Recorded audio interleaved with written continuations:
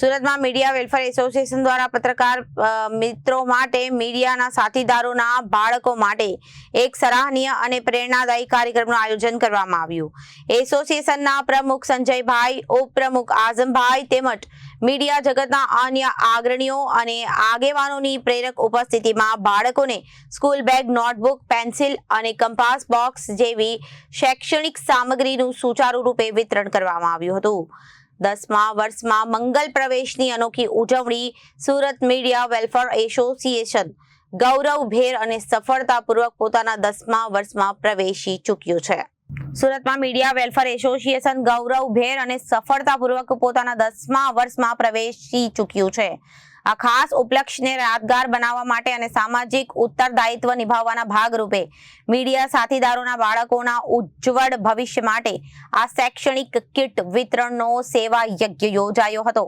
Surat media welfare association દ્વારા 90થી વધુ media કર્મીઓના સંતાનોને શૈક્ષણિક કિટનું વિતરણ એકતા મીડિયાની 7 સૌનેના સૂત્રને સાર્થક કરતા સુરત મીડિયા વેલફેર એસોસિએશન દ્વારા આજે એક સરાહનીય અને પ્રેરણાદાયી કાર્યક્રમનું આયોજન કરવામાં આવ્યું હતું.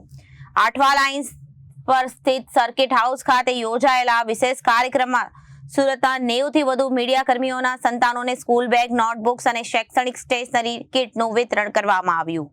કોઈ પણ પ્રકારના વાદ કે વિવાદ વગર માત્ર પરસ્પર વિશ્વાસ અને ભરોસાના જોરે આગળ વધી રહેલા સંગઠન દ્વારા મીડિયા પરિવારના બાળકોનું ભવિષ્ય ઉજ્જવળ બને તેવા શુભ આશય સાથે આ પ્રેરણાદાયી પહેલ કરવામાં આવી. નવા શૈક્ષણિક સત્રની શરૂઆતમાં જ બાળકોને ઉપયોગી શિક્ષણ કીટ મળતા તેમના ચહેરા પર ખુશી જોવા મળી હતી. સંસ્થા તરફથી આ એક નાનકડો પરંતુ નિષ્ઠાવાન પ્રયાસ કરવામાં આવ્યો. આ પ્રસંગે સુરત મીડિયા વેલફેર એસોસિએશનના સભ્યોએ જણાવ્યું, સુરત મીડિયા સાથે જોડાયેલા તમામ પત્રકારો અને સાથીઓને ખાતરી આપીએ છીએ કે આ સંસ્થા માત્ર એક એસોસિએશન નથી, પરંતુ આપણો જ એક મોટો પરિવાર છે. ભવિષ્યમાં પણ પરિવારની જેમ જ તમામ સભ્યોના સુખ દુઃખમાં ખભેથી ખભો મિલાવીને અમે સદાય સાથે ઊભા રહીશું અને મીડિયા કર્મીઓના કલ્યાણ માટેના કાર્યો અવિરત ચાલુ રાખીશું. કાર્યક્રમને સફળ બનાવવા માટે એસોસિએશનના હોદ્દેદારો અને સભ્યોએ ભારે જહેમત ઉઠાવી.